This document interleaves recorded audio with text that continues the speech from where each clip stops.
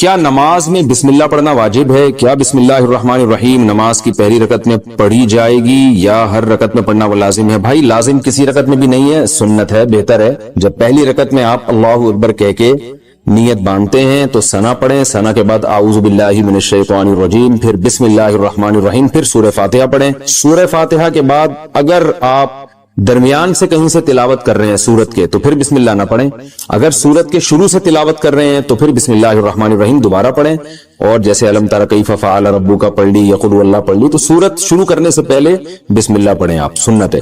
پھر جب دوسری رکعت کے لیے آپ کھڑے ہوں گے تو پھر سورہ فاتحہ سے پہلے بسم اللہ، اور پھر جب سورہ فاتحہ پڑھ کے نئی سورت شروع کریں گے تو بسم اللہ۔ اگر سورت شروع نہیں کرتے، قرآن کے درمیان سے پڑھتے ہیں تو پھر بسم اللہ نہ پڑھیں، کیونکہ بسم اللہ سورت شروع کرنے سے پہلے پڑھنا سنت ہے۔ تو چاہے سورہ فاتحہ ہو یا کوئی نئی سورت ہو، اس سے پہلے بسم اللہ عام حالات میں بھی پڑھنی چاہیے اور نماز میں بھی۔ ہاں سورہ توبہ جب آپ پڑھیں گے تو پھر اس سے پہلے بسم اللہ الرحمن الرحیم نہ پڑھیں آپ، لیکن یہ واجب نہیں ہے، میں نے بتایا سنت ہے، چھوٹ جائے تو کوئی گناہ نہیں ہے۔ کیا خدا حافظ کہنا غلط ہے؟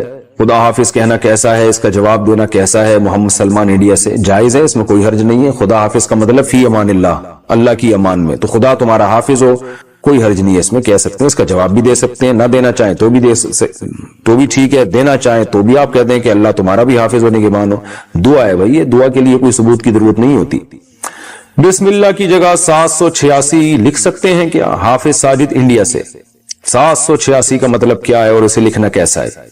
دیکھیں جو ہم بولتے ہیں نا، یہ علم اعداد کے ذریعے بھی زبان ہے ایک، تو وہ ہر عدد کا ایک لفظ کی وہ جو ہے نا ترجمانی کر رہا ہوتا ہے، تو جو علم اعداد کو جانتے ہیں کہ کس طرح سے کون سا لفظ لکھا جاتا ہے تو وہ بتاتے ہیں کہ 786 یہ بسم اللہ کا ترجمہ ہے گویا کہ، یعنی بسم اللہ کو 786 بھی ریاضی کی زبان میں لکھا جاتا ہے، تو اس لیے اگر کسی نے لکھ لیا تو گناہ نہیں ہے، لیکن یہ عمل ہے خلاف سنت، اس لیے کہ قرآن و سنت نے جو ہمیں رسم الخط بتایا ہے اس رسم الخط کو چینج نہیں کیا جا سکتا۔ جیسے بسم اللہ جب لکھنی ہے تو بیم، جیسے اس کی مثال ایسے جیسے آپ رومن میں بسم اللہ لکھ رہے ہوں تو آپ نے وہ عربی رسم تو چینج کر دیا نا، تو اس لیے یہ عمل بہرحال خلاف سنت ہے۔ تو اللہ کا نام لیں پورا تمیز سے، بسم اللہ الرحمن الرحیم۔ آپ صلی اللہ علیہ وسلم جتنے بادشاہوں کو خط لکھتے تھے بسم اللہ لکھتے تھے۔ حضرت سلیمان علیہ السلام نے ملکہ سبا کو خط لکھا تو اس میں کیا لکھا؟ انہ من سلیمان وانہ بسم اللہ الرحمن الرحیم۔ ملکہ سبا خط پڑھ کے بتا رہی ہے کہ اس میں لکھا ہوا ہے بسم اللہ الرحمن الرحیم۔ تو جن الفاظ کے ساتھ قرآن نے بیان کیا بسم اللہ کو، حدیث نے بیان کیا، آپ اسی الفاظ کے ساتھ لکھیں، یہ فضیلت جبھی حاصل ہوگی۔ بعض لوگ یہ کہتے ہیں کہ جی وہ بے ادبی بھی تو ہو سکتی ہے، اخبار وہ کاغذ پہ نیچے بھی تو اللہ کا نام گر سکتا ہے، تو دیکھیں یہ کام تو نبی بھی سوچ سکتے تھے۔ نبی جب غیر مسلم بادشاہوں کو خطوط لکھ رہے تھے تو وہ تو بسم اللہ لکھا کرتے تھے آپ صلی اللہ علیہ وسلم۔ حضرت سلیمان علیہ السلام نے جب ملکہ سبا کو خط لکھا اس میں بسم اللہ لکھی، حالانکہ وہاں خطرہ موجود تھا کہ ملکہ سبا کہیں غصے میں آ کے پھینک نہ دے نیچے، تو دیکھیں اگر کوئی پھینک رہا ہے تو اس کا اپنا ہیڈیک ہے، وہ اس کی وجہ سے یہ تھوڑی کہ اللہ اس کے رسول کا نام کاغذ پہ لکھنا ہی بند کر دیں گے ہم، یہ تو غلط ہو جائے گا پھر۔ تو اس لیے ہمیں یہی پتہ چلتا ہے کہ ہم جب بھی کسی کو تحریر لکھیں کوئی اہتمام والی ہو، وہ بسم اللہ الرحمن الرحیم سے ہمیں شروع کرنی چاہیے، اور اگر وہ بے ادبی کرتا ہے تو یہ اس کا ہیڈیک ہے، یہ آپ کا ہیڈیک نہیں ہے، اور کرتے بھی نہیں ہے عام طور پر مسلمان ہے الحمدللہ، تو غیر شعوری طور پر ہو جائے تو ایک الگ بات ہے۔ 786 لکھنے میں نقصان یہ ہے کہ آپ اللہ کا نام لیتے ہوئے کنجوسی سے کام لے رہے ہیں۔ ہمارے حضرت فرمایا کرتے تھے کہ جو لوگ 786 لکھتے ہیں ان سے ایک سوال یہ ہے کہ اللہ کا نام لکھنے میں کیا آپ کی سیاہی زیادہ گھس جائے گی پوری بسم اللہ لکھنے میں؟ اس لیے آپ کر رہے ہیں کہ اتنا میرا جو ہے نا اسراف ہو جائے گا خدا رکھو، تو کتنی سیاہی گھس جائے گی آپ کی؟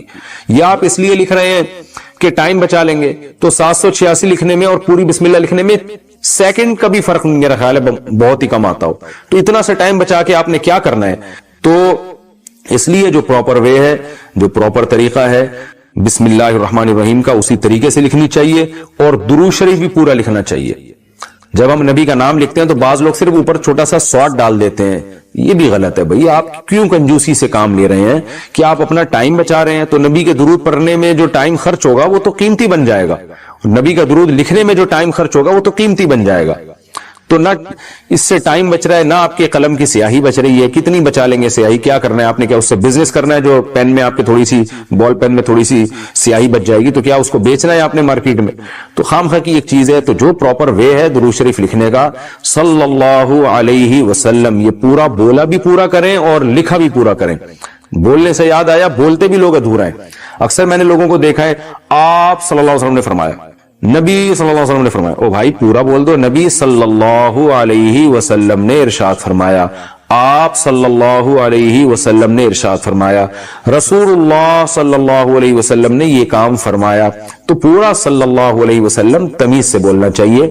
یہاں بھی جو شارٹ کر دیتے ہیں نا صلی اللہ علیہ وسلم, اس سے بھی پتہ نہیں کیا ہو رہا ہے. باقی ساری بات پوری تمیز سے تجوید کے ساتھ وہ ایک ایک حرف جو ہے نا پورے طریقے سے ادا کر رہے ہوتے ہیں. جہاں درود شریف کی بات آئی ٹائم بچانے کی فکر شروع ہو جاتی ہے. تو یہ طریقہ بھی غلط ہے. تو اس میں آپ کتنا ٹائم بچا لو گے, کتنے سیکنڈ بچا لو گے آپ, اور کیا بچا کے آپ کیا کر لو گے اس میں.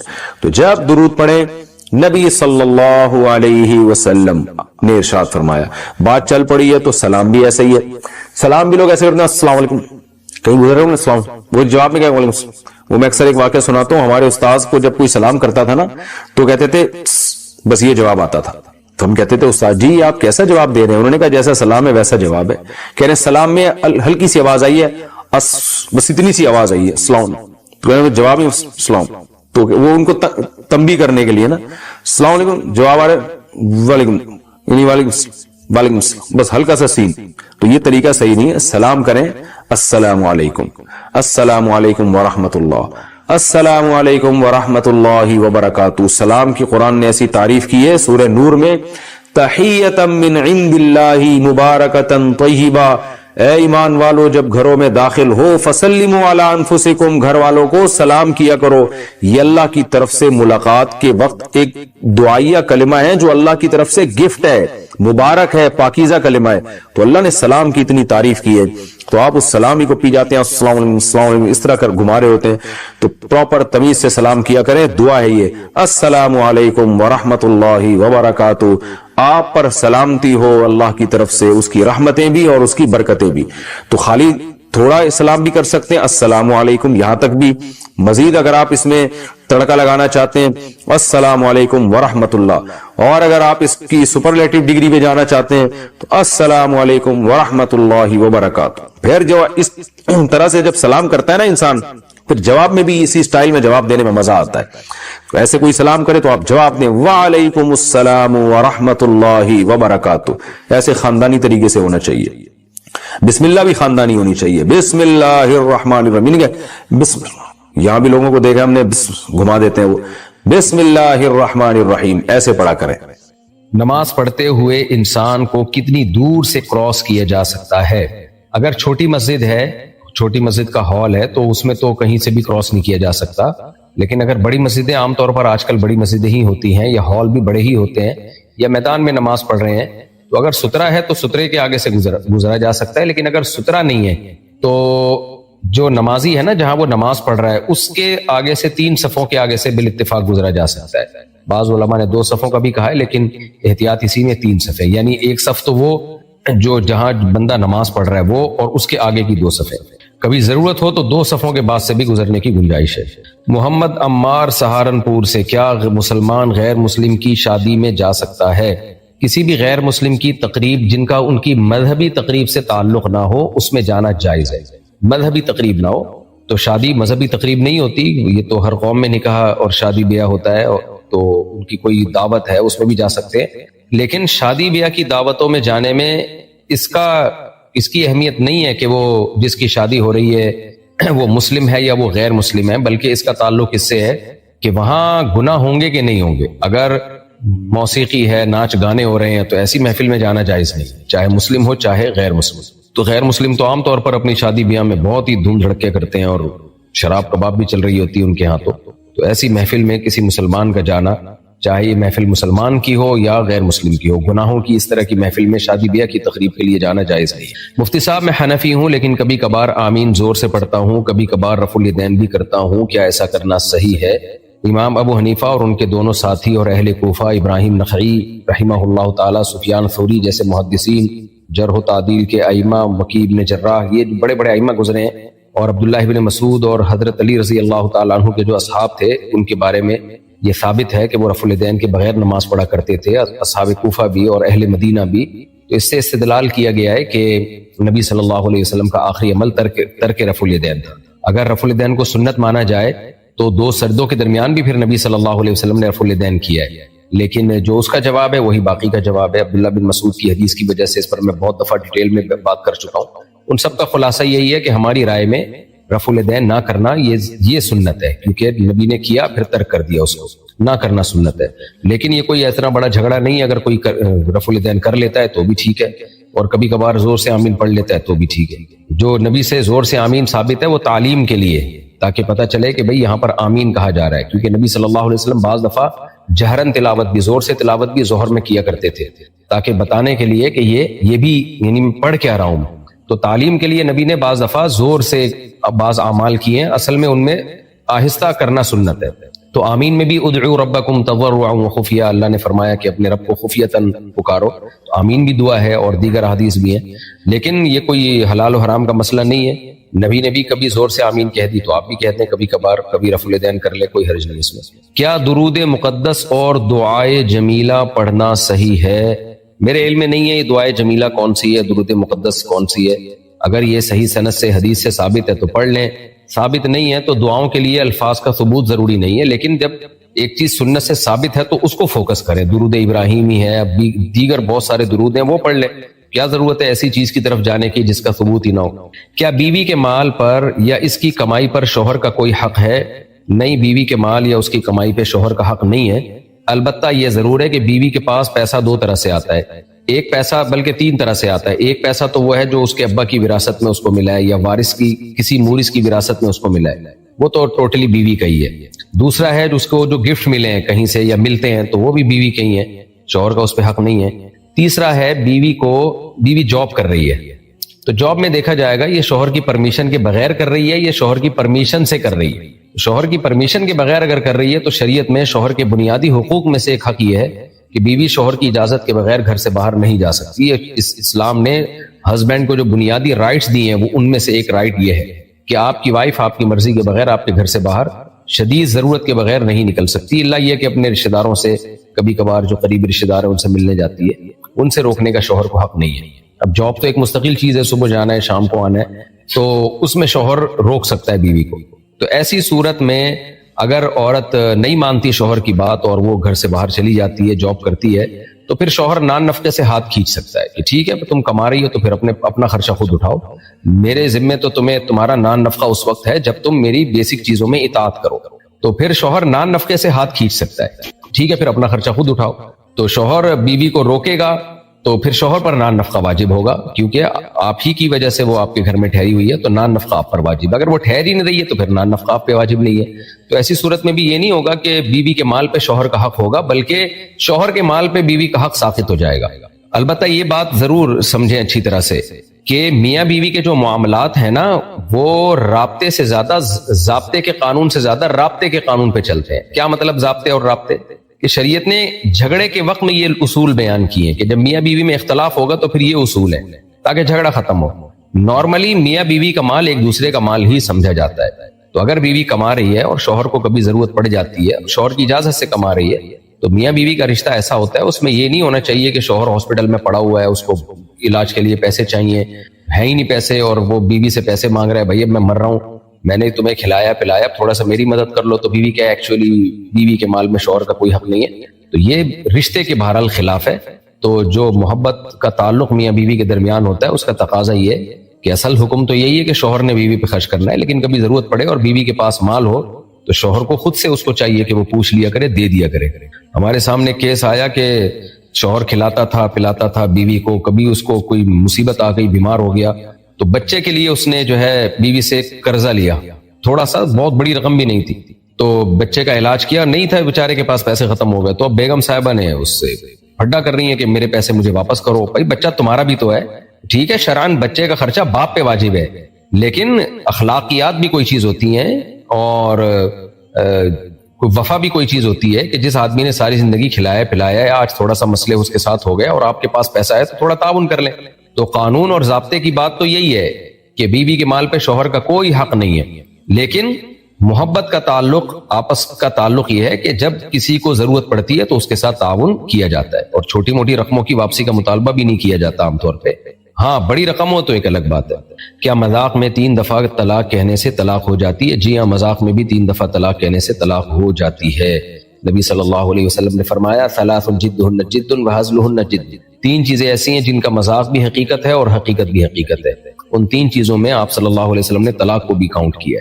محمد عابد بھکر سے، اگر شوہر بیوی سے لڑائی کے دوران اس کے بھائی کو فون کر کے بولے کہ آ کر اپنی بہن کو لے جاؤ، میری طرف سے فارغ ہے، تو کیا طلاق ہو جائے گی؟ دیکھیں یہ عرف سے اس کا تعلق ہے. میری رائے اس بارے میں یہی ہے کہ فارغ کا لفظ ابھی واضح طور پہ طلاق کے لیے نہیں ہے، دونوں معنوں میں استعمال ہوتا ہے. تو اگر کوئی کہتا ہے نا کہ اپنی بہن کو آ کے لے جاؤ، تو شاید بعض مفتیان کرام فتویٰ دیں کہ یہ قرینہ ہے طلاق پر، کہ بہن کو لے جاؤ، کیونکہ لے جانا جب ہی ہوتا ہے جب ڈیورس دے رہا ہو. لیکن میرا خیال یہی ہے اس بارے میں کہ ایسا واضح قرینہ نہیں ہے. یہ بعض دفعہ لوگ ویسے ہی کہہ رہے ہیں اس کو لے جاؤ، یہ فارغ ہے، یعنی میرے کسی کام کی نہیں ہے، تو ان کی طلاق کی نیت نہیں ہوتی. تو ایسے الفاظ اگر کسی نے بولے ہیں اپنی بیوی کے بارے میں، اپنے برادر نسبتی کو، سالے کو کہا کہ اپنی بہن کو آ کے لے جاؤ، میری طرف سے یہ فارغ ہے، شوہر سے پوچھا جائے گا آپ کی نیت کیا تھی فارغ کے لفظ سے. اگر وہ کہتا ہے کہ فارغ کا مطلب میں نے اس کو چھوڑ دیا ہے، تو پھر ایک طلاق بائن ہوگی، طلاق ایک ہوگی لیکن نکاح ٹوٹ گیا. اور اگر اس کی نیت یہ تھی کہ نہیں جی میری یہ ہرگز نیت نہیں تھی، تو طلاق کی نیت نہیں تھی، تو پھر طلاق واقع نہیں ہوگی. لیکن شوہر کو چاہیے وہ اللہ کو حاضر ناظر جان کے جو بات اس کے دل میں ہے وہ زبان پہ لے کر آئے، اس وقت جو اس کے دل میں نیت تھی. بعض دفعہ شوہر کی نیت اس وقت طلاق کی ہوتی ہے، کم وقت بعد میں بیان بدل دیتا ہے. تو مفتی کے فتویٰ دینے سے اللہ کے حلال کو حرام اور حرام کو حلال نہیں کیا جا سکتا. مفتی تو ظاہر پہ فتویٰ دیتا ہے، تو شوہر کے دل کی حالت تو شوہر ہی بہتر جانتے ہیں، تو اس میں اس غلط بیانی سے کام لینا اس کے لیے حرام ہے. اگر ہم لیٹ کر قرآن پاک کی تلاوت سن رہے ہیں تو بے ادبی تو نہیں ہوگی؟ نہیں. قضائے عمری کی نماز بیٹھ کر پڑھ سکتے ہیں؟ نہیں جناب، فرض نماز کھڑے ہو کر پڑھنا ہی ضروری ہے، وتر بھی کھڑے ہو کر پڑھنا ضروری ہے. رفیقہ صاحبہ انڈیا سے، مفتی صاحب چہرے کا پردہ کرنے سے بہت پریشانی ہوتی ہے، باقی الحمدللہ میں پردے میں رہتی ہوں، بس چہرے کا پردہ نہیں کرتی ہوں، تو کیا میں گنہگار ہوں گی؟ جوان عورت کے لیے چہرے کا پردہ لازم ہے، البتہ نہ کرنے سے بہتر ہے. باقی باڈی، بعض خواتین بہت ہی ماڈرن ہو جاتی ہیں، وہ اسکارف بھی نہیں لیتی. Some thing is better than nothing. تو ہم ان خواتین سے کہتے ہیں بھائی چلو پہلے باقی باڈی کور کر لیں، پھر اللہ توفیق دے گا تو چہرے کا پردہ بھی کر لیے گا. لیکن آپ کو بھی چاہیے چہرے کا پردہ کریں. راجح بات جس پہ فتویٰ دیا گیا ہے دلیل کے لحاظ سے، فساد زمان کے لحاظ سے، راجح بات یہی ہے کہ جوان عورت کے لیے چہرہ چھپانا لازم ہے. تو آپ ہمت کریں، اللہ تعالیٰ آپ کو ہمت عطا فرمائے. جب اللہ تعالیٰ ہر چیز پر قادر ہے اور ایک پتہ بھی اللہ کے حکم کے بغیر نہیں ہلتا، تو اللہ کیا گناہ سے روکنے پر قادر نہیں ہے؟ بالکل قادر ہے.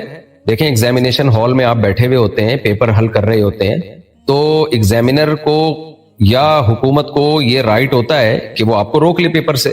ایگزامینر کو نہ بھی ہو رائٹ تو جو بھی تعلیم کا وزیر ہوتا ہے وہ ایک کال پہ پیپر رکوا سکتا ہے کہ بھائی امتحان کینسل ہو گئے ہیں یا یہ پیپر جو لوگ پیپر حل کر رہے ہیں وہ روک دیں. لیکن وہ نہیں روکتا. کیوں؟ تاکہ بھائی امتحان ہو، پتہ چلے کہ کون صحیح ہے کون غلط ہے. تو اللہ تعالیٰ بھی ہمیں گناہ سے روکنے پر قادر ہے، لیکن قرآن کہتا ہے میں نہیں روکتا. نیکی سے روکنے پر بھی اللہ قدرت رکھتا ہے لیکن نہیں روکتا، نیکی بھی کرنے دیتا ہے، گناہ بھی کرنے دیتا ہے تاکہ آزمائش ہو. اب اللہ کو پتہ تو ہے پہلے سے کہ کون جنتی کون جہنمی اور کون گناہ کرے گا کون نہیں کرے گا، کیونکہ اللہ کا علم کامل ہے. لیکن اللہ پریکٹیکلی ہونے دیتا ہے تاکہ بندوں پر حجت تمام ہو.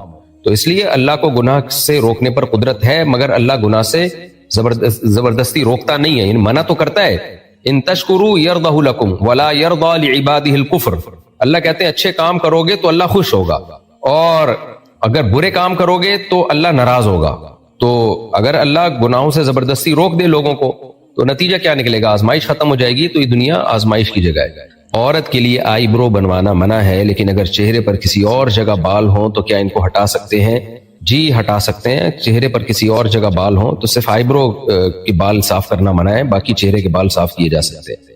والد کی جیب سے پیسے نکالنا کیا چوری میں شمار ہوگا؟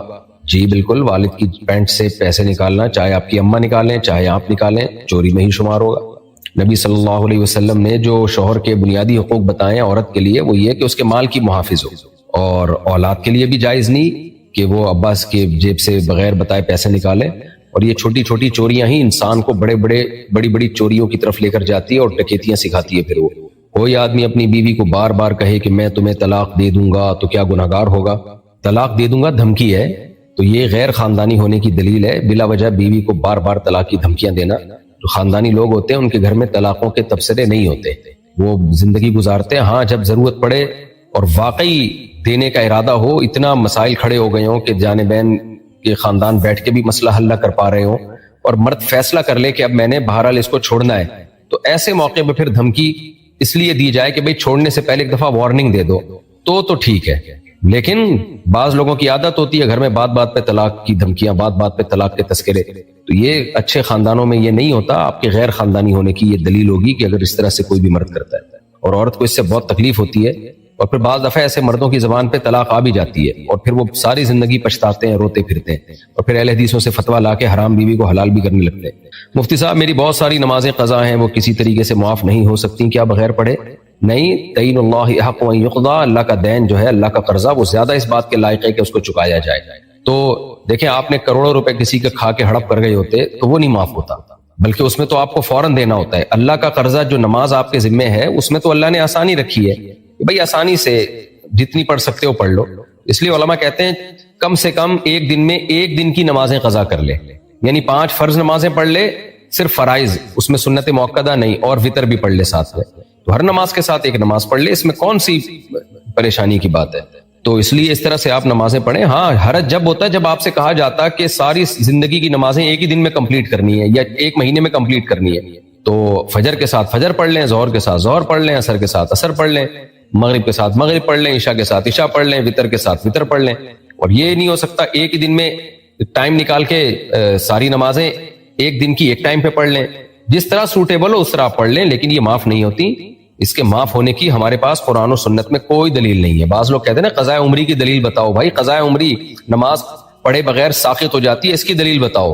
اس کی کوئی دلیل نہیں ہے. نبی اس کی جب بھی نماز قضا ہوئی ہے چاہے کسی عذر سے ہوئی ہو, نبی کی تو نماز کسی عذر سے ہی قضا ہوئی نا, آنکھ نہیں کھلی, تو آپ نے ہمیشہ نماز پڑھی ہے.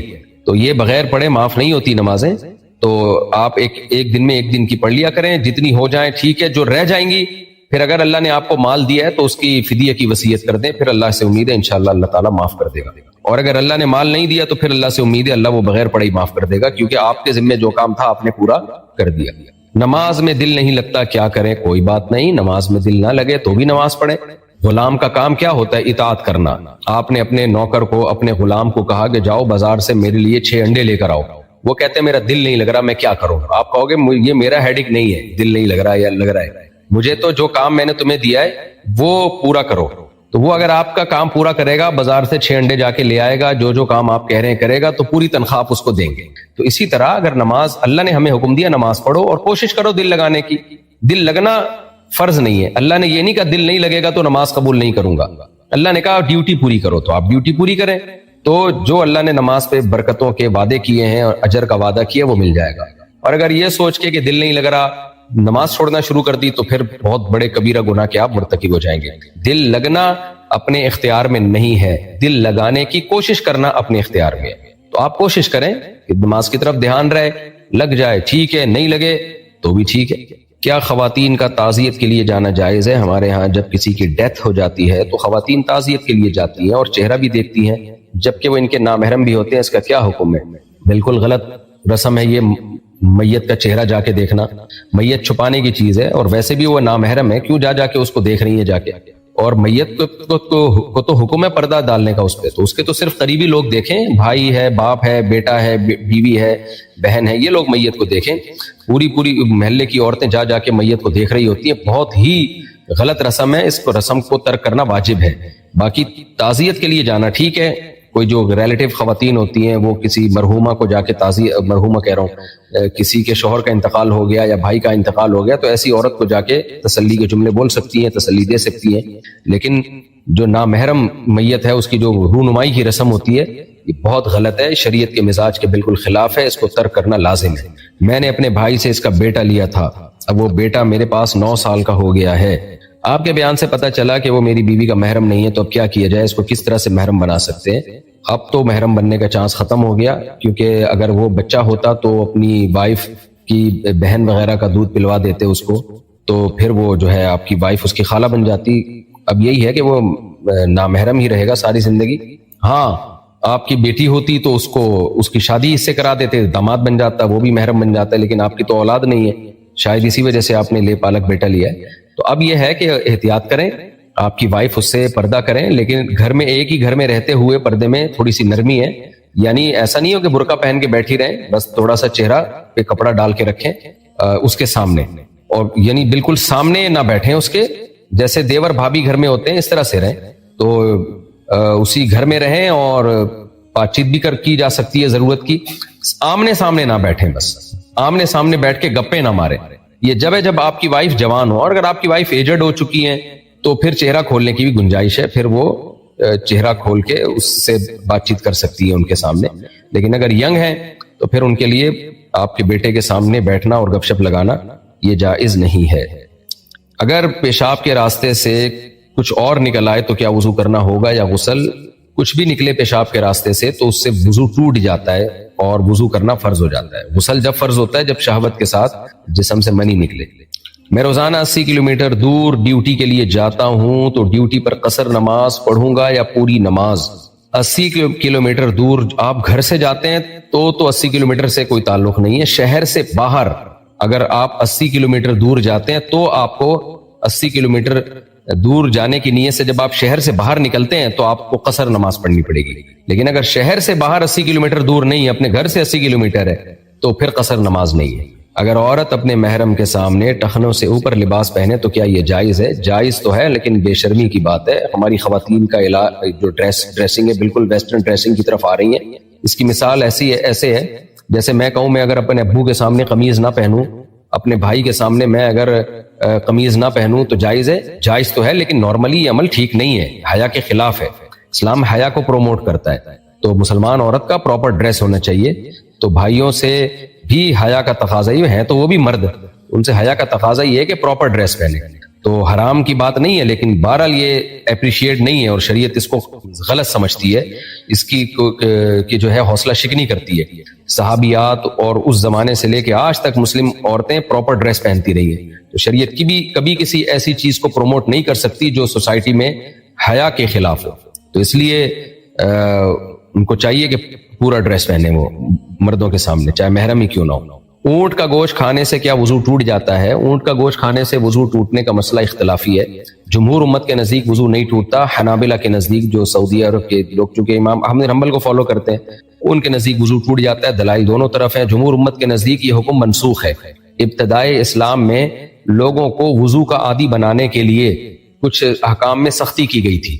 آگ پہ پکی ہوئی چیز کھانے سے بھی وضو ٹوٹ جاتا تھا، اور اونٹ کا گوشت کھانے سے بھی وضو ٹوٹ جاتا تھا۔ تو آہستہ آہستہ یہ احکام میں پھر آسانی دی گئی ہے، اور پھر صرف حدث سے وضو ٹوٹنے کا حکم دیا گیا۔ حدث کا مطلب جسم سے کوئی نجاست نکلے۔ صدقے کی رقم کیا ہم غیر مسلم ضرورت مند کو دے سکتے ہیں؟ جی بالکل دے سکتے ہیں، زکوٰۃ نہیں دے سکتے، نارمل صدقہ دے سکتے ہیں۔ نماز میں کھجانے سے کیا نماز ہو جاتی ہے یا نہیں؟ کتنی دیر کھجانے سے نماز ٹوٹ جاتی ہے؟ نماز میں حرکت کرنا غیر ضروری ہے، جائز نہیں ہے۔ تو اتنی حرکت اگر نماز میں کسی نے کی، اس میں بعض علماء تو کہتے ہیں جلدی 3 دفعہ حرکت کی تو نماز ٹوٹ جائے گی، یہ قول بھی ہے لیکن اس میں ظاہر ہے مشکل ہے۔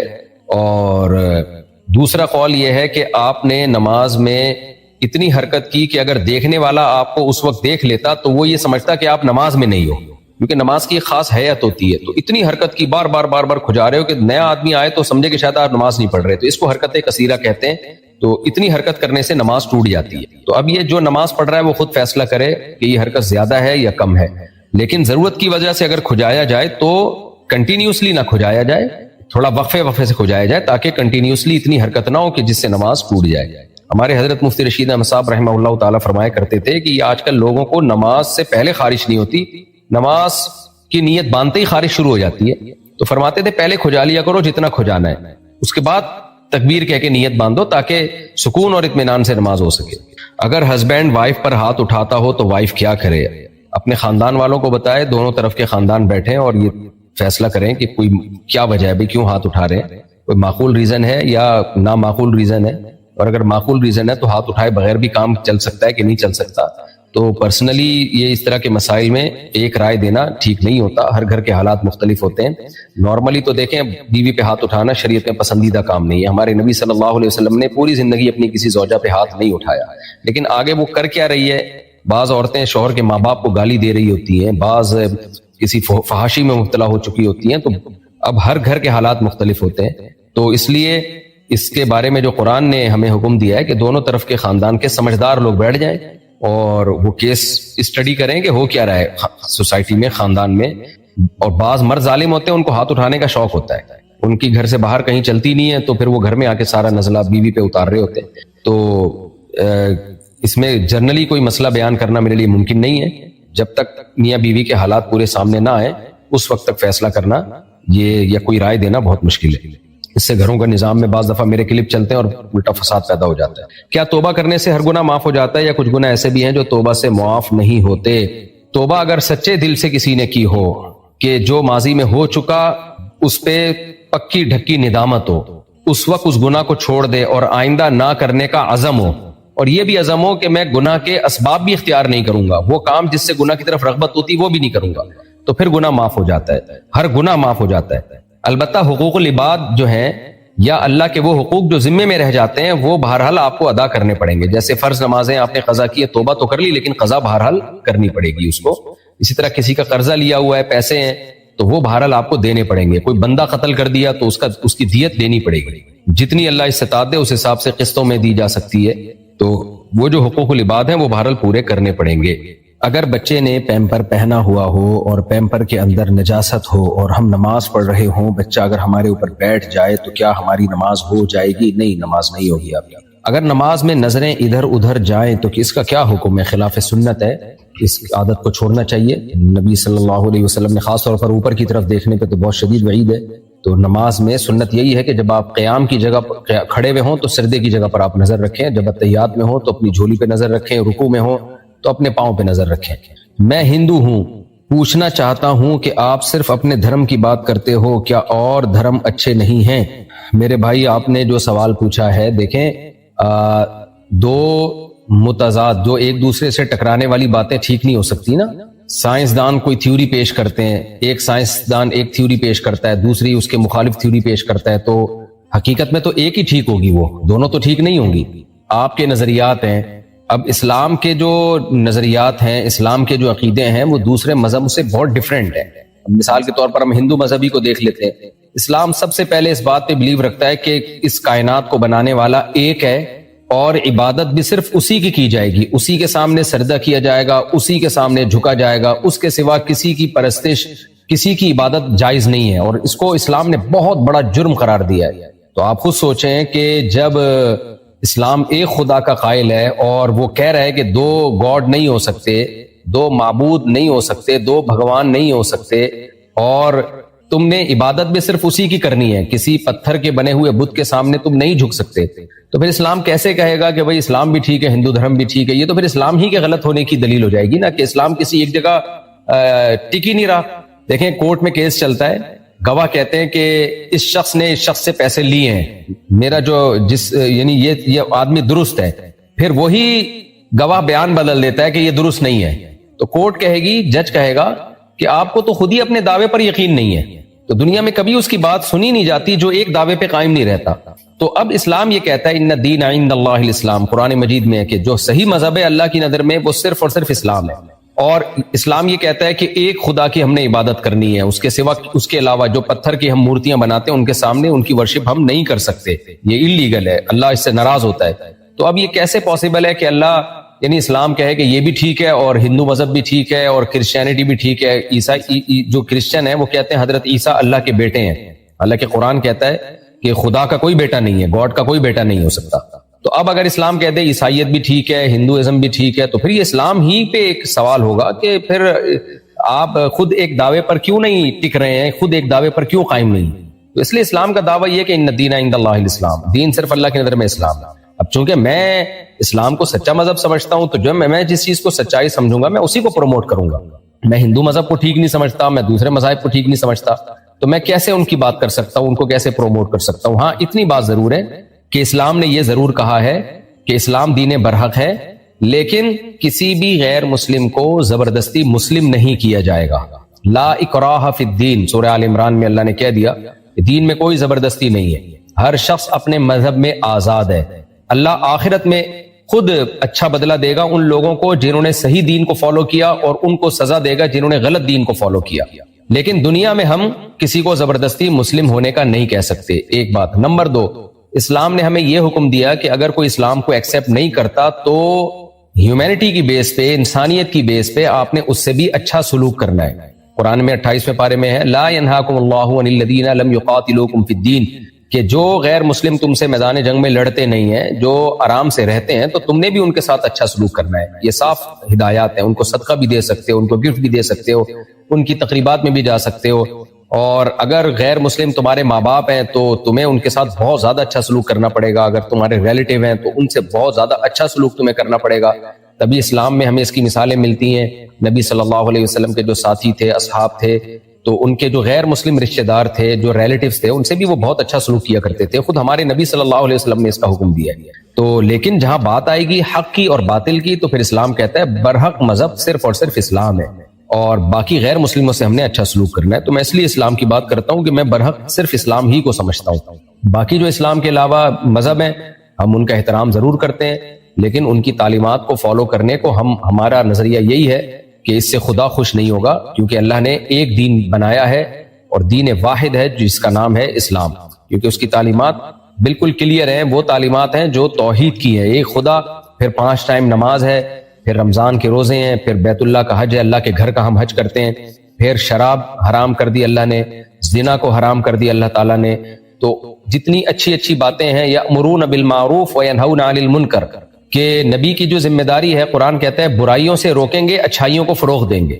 جتنی اچھائیاں اسلام میں ہیں شاید دنیا کے کسی مذہب میں نہیں ہے، اور جتنی برائیوں سے اسلام ہمیں روکتا ہے دنیا کا کوئی مذہب روک نہیں سکتا۔ اس میں طہارت کا نظام ہے اور بہت ساری چیزیں۔ آپ جب اسلام کو نیوٹرل ہو کے جب آپ اسٹڈی کریں گے تو آپ دیکھیں گے کہ اسلام از سپیریئر۔ باقی وہی بات میں دوبارہ ریپیٹ کرتا ہوں، لیکن ہمیں یہ اجازت نہیں ہے کہ ہم کسی دوسرے مذہب والے کی انسلٹ کریں، اس کی توہین کریں۔ انسانیت کے ناطے ہمیں حکم یہ ہے کہ اس کے ساتھ ہم اچھا سلوک کریں۔ سوتیلا باپ محرم ہے یا نہیں؟ سوتیلا باپ محرم ہے، اس سے پردہ فرض نہیں ہے، اور اس سے زندگی میں کبھی نکاح بھی نہیں ہو سکتا۔ لیکن آج کل فساد کا دور ہے، اس لیے سوتیلے باپ، جب لڑکی جوان ہونے لگے تو سوتیلے باپ سے تھوڑا سا اس کو ریزرو ہونا چاہیے۔ بعض جگہوں پہ ہم نے دیکھا ہے کہ جوان بیٹیوں سے گلے مل رہے ہیں، ان کے چہرے پہ بوسہ لے رہے ہیں۔ یہ چیزیں اس زمانے میں بالکل ٹھیک نہیں ہیں، یہ چیزیں فتنوں کا ذریعہ ہیں۔ کیا بتوں کے کپڑے بنانا جائز ہے؟ نہیں، جائز نہیں ہے۔ حجامہ کی شرعی حیثیت کیا ہے؟ دیکھیں، حجامہ ایک علاج ہے جس کی حدیث میں تاکید ہے، بہت سی بیماریوں میں اس میں شفا ملتی ہے۔ نبی صلی اللہ علیہ وسلم نے فرمایا، مجھے جبریل نے حکم دیا کہ اپنی امت کو حجامے کا کہیں۔ نبی صلی اللہ علیہ وسلم خود حجامہ کروایا کرتے تھے، مہینے میں 1 دفعہ آپ کا معمول تھا۔ لیکن آج کل یہ ہوتا ہے کہ کچھ چیزیں حدیث سے ثابت ہوتی ہیں، کچھ ہمارے حکیم طبیب لوگ اس میں کچھ ضرورت سے زیادہ تڑکا لگا دیتے ہیں، کیونکہ بزنس اس وقت تک نہیں ہو سکتا جب تک آپ کسی چیز کو حد سے زیادہ نہ بڑھاؤ، اس کو حد سے زیادہ ویلیو نہ دو۔ تو بزنس کے پوائنٹ آف ویو سے اب لوگوں نے اتنی حدیثیں گڑھ لی ہیں حجامہ کے بارے میں، اور اتنے سارے کپ فلانی جگہ لگانے سے یہ فائدہ، فلانی جگہ لگانے سے یہ فائدہ۔ بھائی اس کا آپ کو کہاں سے تحقیق ہے؟ کیا کس نے بتایا آپ کو یہ؟ تو اس لیے اس میں کوئی بہت ہی ماہر ہو تو اس سے تو ٹھیک ہے، کروا لینا چاہیے۔ نارملی میں آج کل جس طرح سے حجامے کو لوگ پروموٹ کر رہے ہیں اور 20 بیماریوں میں حجامہ، اس کی کوئی دلیل نہیں ہے۔ تو بہتر یہی ہے کہ سنت کے مطابق بس مہینے میں 1 دفعہ، جو یہ ہڈی ہے نا اپنے کندھوں کے درمیان میں جہاں سنت ہے، بس وہاں کر لیا کریں، کافی ہے۔ مفتی صاحب، میں جس کمپنی میں جاب کرتا ہوں، مجھے وہاں پر داڑھی کاٹنے کا کہتے ہیں اور نماز کا ٹائم بھی نہیں دیتے۔ جاب چھوڑنے کا سوچ رہا ہوں، لیکن گھر والے دوست منع کر رہے ہیں، کیا کروں؟ بھائی فرض نماز ہر صورت میں پڑھنی پڑے گی، داڑھی کاٹنا بھی جائز نہیں ہے۔ اس لیے اللہ پہ توکل کا تقاضا یہی ہے کہ آپ دوسری جاب تلاش کریں، اس کو چھوڑ دیں آپ۔ عورتوں کے لیے کون کون سے زیور پہننا جائز ہے؟ 7 طرح کے زیور خواتین پہن سکتی ہیں۔ مفتی صاحب، بہت سے لوگ اپنی لڑکیوں کی شادیاں نہیں کراتے، پیسے والا لڑکا ڈھونڈتے رہتے ہیں، اس چکر میں لڑکیاں 40 سال کی ہو جاتی ہیں، والدین کو بددعائیں دے رہی ہوتی ہیں۔ اس بارے میں رہنمائی فرمائیں۔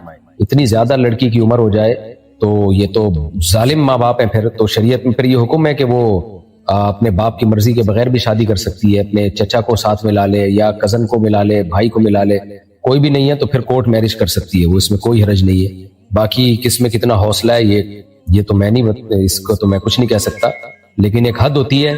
بعض ماں باپ نے اپنی بچیوں کی زندگیاں تباہ و برباد کر دی ہے، تو نکاح کرنا یہ عورت کا بنیادی حق ہے، ہر لڑکی کا بنیادی حق ہے۔ ماں باپ اگر اس میں سستی کر رہے ہوں اور بلا وجہ لڑکیوں کے رشتے کا انکار کر رہے ہوں تو پھر لڑکی کورٹ میرج کر سکتی ہے۔